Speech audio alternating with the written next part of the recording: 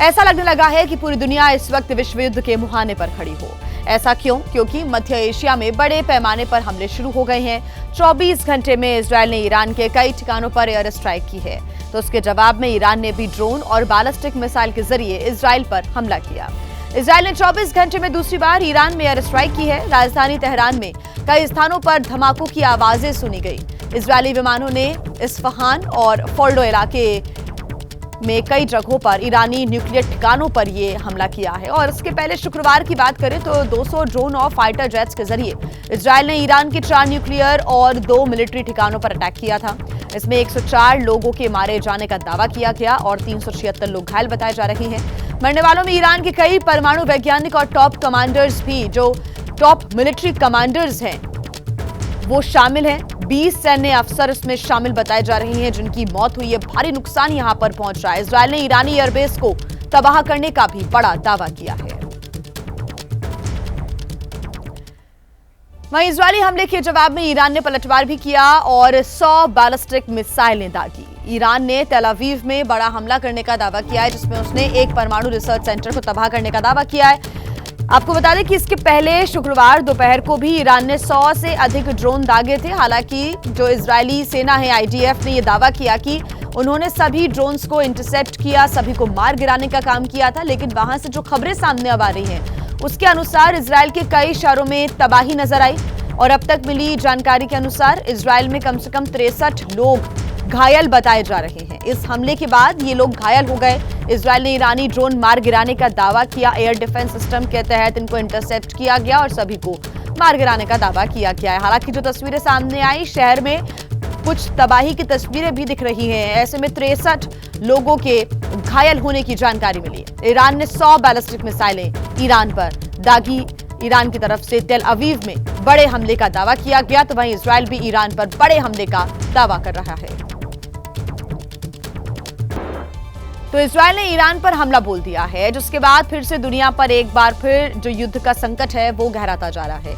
Iran के nuclear plant को निशाना बनाकर इजरायल ने जो अटैक किया उससे बड़ी तबाही मची दिख रही है। इजरायल ने आखिरकार ईरान के न्यूक्लियर साइट पर हमला बोल दिया। इजरायल ने अपने लड़ाकू विमानों और ड्रोन की मदद से ईरान की राजधानी तेहरान में भी बम की बारिश की। इजरायल ने हमले का वीडियो भी जारी किया, जिसमें इजरायल की ओर से दावा किया गया कि उसने ईरान के सैन्य ठिकानों को बड़े पैमाने पर नुकसान पहुंचाया है। इजरायल ने इस हमले को ऑपरेशन राइजिंग लायन नाम दिया है। זה בעצם הנחיה, דירקטיבה, שאני נתתי לצמרת הביטחונית לפני למעלה מחצי שנה בנובמבר 24. אני מחזיק אותה כאן. הנחיה בעצם לחיסול תוכנית הגרעין האיראנית. इजरायल की ओर से यह भी दावा किया गया कि ईरान पर बोले गए शुरुआती हमले में उसे बड़े पैमाने पर कामयाबी मिली है। ईरान के सैन्य ठिकानों को निशाना बनाया गया है। ईरान के न्यूक्लियर साइट नतांज को हमले से तबाह कर दिया गया है। ईरान के रडार इंस्टॉलेशन पर बमबारी की गई है। ईरान के मिसाइल लॉन्चर पैड बर्बाद कर दिए गए। ईरानी सशस्त्र बलों के प्रमुख मोहम्मद बकेरी को मार गिराया गया। रिवोल्यूशनरी गार्ड के प्रमुख जनरल हुसैनी को भी मार गिराया गया। बैलिस्टिक मिसाइल प्रोग्राम के चीफ जनरल अमीर अली हाजीज देह भी मारे गए। इजरायल के हमले में 104 लोगों की मौत हुई है, जबकि 276 लोग हमले में घायल हुए हैं। बताने की जरूरत नहीं है कि इजरायल ने पूरे दमखम के साथ ईरान पर हमला बोला है। इजरायल ने हमला किया तो ईरान की तरफ से भी पलटवार किया गया। ईरान के सर्वोच्च नेता खामेनेई ने पहले ही इजरायल को कड़ी प्रतिक्रिया की चेतावनी दी थी। इसके बाद इजरायल की राजधानी तेल अवीव पर ईरान ने बड़ा अटैक किया। इंशाअल्लाह با قدرت عمل خواهد شد و با اونها مماشاتی نخواهیم کرد. زندگی برای اونها تلخ خواهد شد بدون تردید. ईरान के सुप्रीम लीडर खामेनेई ने जंग का ऐलान किया, जिसके बाद ईरान की ओर से भी इजरायल पर बड़ा हमला बोला गया। इजरायल की राजधानी तेल अवीव पर ईरान की ओर से कई मिसाइल दागी गयी। मध्य इजरायल का इलाका ईरान के हमलों से दहल उठा। इजरायल पर ईरान की ओर से 100 से ज्यादा बैलिस्टिक मिसाइलों से हमला किया गया, जिसमें तेल अवीव समेत कई इलाकों में धमाके की आवाज सुनाई दी और इजरायल के कई इलाकों से धुएं का गुबार उठता दिखा। यानी साफ है कि ईरान और इजरायल के बीच की ये जंग और भीषण रूप लेने वाली है, जिसका इशारा ईरान के सुप्रीम लीडर खामेनेई ने पहले ही दे दिया था। ضربه‌های سنگینی بر این دشمن خبیث وارد خواهد آورد. ملت هم پشتیبان ماست، پشتیبان نیروهای مسلح و جمهوری اسلامی به اذن الهی بر رژیم صهیونیستی فائق خواهد. तो ईरान और इजराइल के बीच जंग छिड़ चुकी है, जिससे मिडिल ईस्ट के साथ साथ दुनिया की टेंशन भी बढ़ती हुई दिख रही है। इजराइल को लेकर अमेरिका की तरफ से भी बयान सामने आया है। של אמריקה אני משאיר לאמריקה. אנחנו התקנו אותם מראש, הם ידעו על התקיפה. מה הם יעשו עכשיו?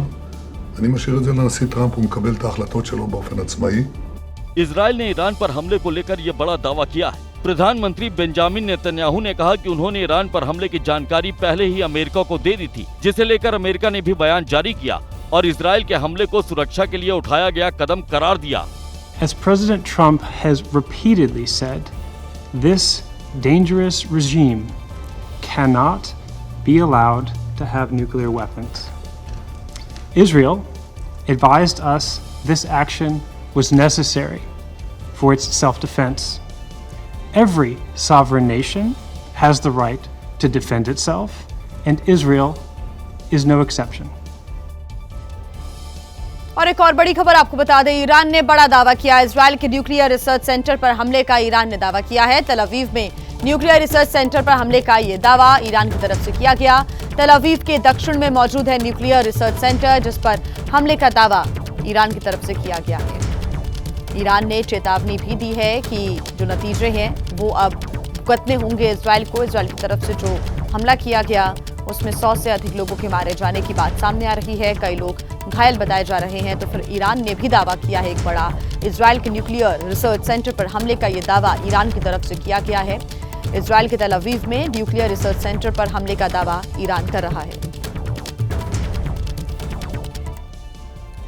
इजराइल लगातार यह दावा करता रहा कि ईरान में परमाणु संपन्न शक्ति बनने की वजह से उसके अस्तित्व पर संकट आ सकता है। ऐसे में वो अपनी कार्रवाई को आत्मरक्षा बता रहा है, जिसके बाद ईरान ने भी पलटवार शुरू कर दिया, जिससे मिडिल ईस्ट में एक बार फिर से तनाव बढ़ गया है।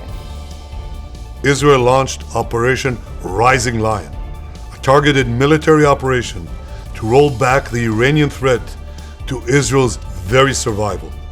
This operation will continue for as many days as it takes to remove this threat. Israel के प्रधानमंत्री बेंजामिन नेतन्याहू ने ईरान पर हमले के फौरन बाद ये बयान दिया था, जिसमें उन्होंने ईरान के न्यूक्लियर प्रोग्राम को लेकर अपनी चिंता जाहिर की थी और साफ किया था कि जब तक इजराइल ईरान की न्यूक्लियर साइट को पूरी तरह तबाह नहीं करता, वो अपने फैसले से पीछे नहीं हटेगा। वहीं इजराइल ने शुक्रवार को सुबह ईरान की राजधानी तेहरान पर हमला बोला, जिससे साफ हो गया कि मिडिल ईस्ट में हालात बिगड़ने तय हो चुके हैं। इजराइल ने हमले में ईरान के 2 परमाणु वैज्ञानिकों को भी मारने का दावा किया है। डॉक्टर फरदून अब्बासी और डॉक्टर मोहम्मद मेहदी तेहरानची को भी मार गिराने का दावा किया है। वहीं इसे लेकर अमेरिका के राष्ट्रपति ट्रंप ने भी फिक्र जताई थी, जिन्होंने कहा था, जब तक मुझे लगता है समझौते की कोई संभावना है, मैं नहीं चाहता कि इजराइल ईरान के भीतर दाखिल हो, क्योंकि मेरा मानना है कि ऐसा कुछ करने से सब कुछ चौपट हो जाएगा।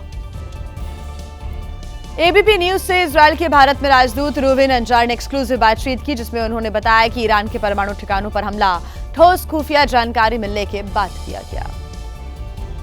इजराइल और ईरान के बीच बढ़े तनाव से दुनिया की टेंशन में इजाफा हो गया है, जिसे लेकर इजराइल के राजदूत रूविन अजार से एबीपी न्यूज के national bureau head Ashish Singh ने खास बातचीत की, जिसमें अजार ने बताया कि इजराइल ने ठोस खुफिया जानकारी मिलने के बाद ही ईरान पर हमला करने का फैसला किया था। World knows and the IAEA confirmed that Iranians have been accumulating fissile material for 9 months, and the intelligence we have gathered regarding this clandestine group that was trying to create a nuclear weapon to weaponize the fissile material is information that is known not only to Israel but also to the United States and to others. रूविन अजार ने साफ किया है कि ये संघर्ष तब तक नहीं रुकेगा जब तक ईरान अपने कदम पीछे नहीं खींचता है। And of course, in the future, if Iran changes approach, there is a prospect for peace in the region and cooperation that we can all enjoy. So we can prevent escalation, but we will continue acting if Iran retaliates. And as you probably know, there is already a barrage of drones on the way to Israel.